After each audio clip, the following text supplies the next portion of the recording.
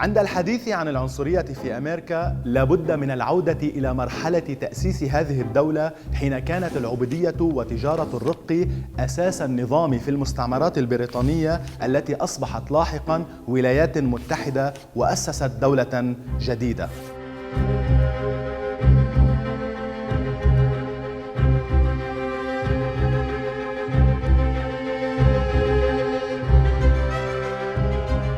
نشطت تجارة البشر عبر اختطاف الأفارقة من أرضهم ونقلهم عبر المحيط الأطلسي في رحلة قد تنتهي بالموت رمياً بالمحيط أو بالبيع في أسواق النخاسة.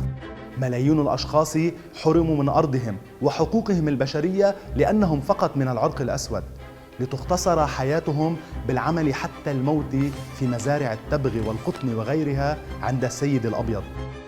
كما منعوا من تكوين عائلات ومن القراءة والكتابة، ومن حاول منهم الهرب إلى الحرية كان يعذب أو يقتل. ملايين الأشخاص عاشوا وماتوا لما يقارب قرناً من الزمن في نظام العبودية هذا. من بين رؤساء أمريكا الأوائل 8 كانوا ملاك عبيد والباقون لم يعارضوا الفكرة.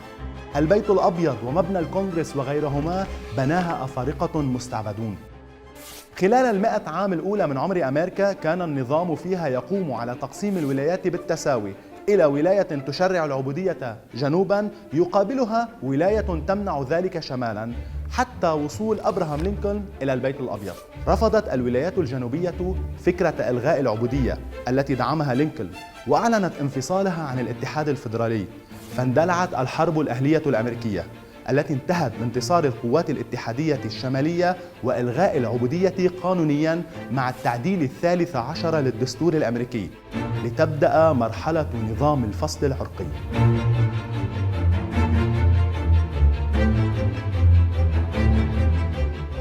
في ظل نظام الفصل العرقي كان يمنع على المواطنين السود قانونياً استخدام نفس الخدمات والأدوات التي يستخدمها البيض، وتشمل الفصل الشامل سواء في وسائل النقل أو المدارس والمطاعم حتى الحمامات. استمر هذا النظام حتى منتصف القرن العشرين مع انطلاق حركة الحقوق المدنية التي كانت عبارة عن مسيرة نضال خاضها الأمريكيون السود ضد الفصل العنصري، وبرز خلالها رموز مثل مارتن لوثر كينغ وروزا باركس ومالكوم إكس. نجحت هذه الحركة بإنهاء التفرقة القانونية بين الأعراق، لكنها لم تنهي العنصرية في أمريكا.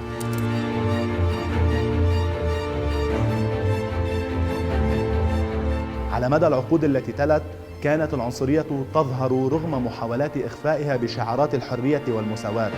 مشاهد عنف الشرطة ضد السود مثل ما حصل مع رودني كينغ في التسعينات وجورج فلويد حديثاً، أو من خلال الحرمان الذي تعيشه الأحياء التي يقطنها السود. حتى وصول باراك أوباما إلى الرئاسة لم ينجح بإخفاء العنصرية الممنهجة والمتوارثة التي عادت بقوة مع تولي ترامب الرئاسة.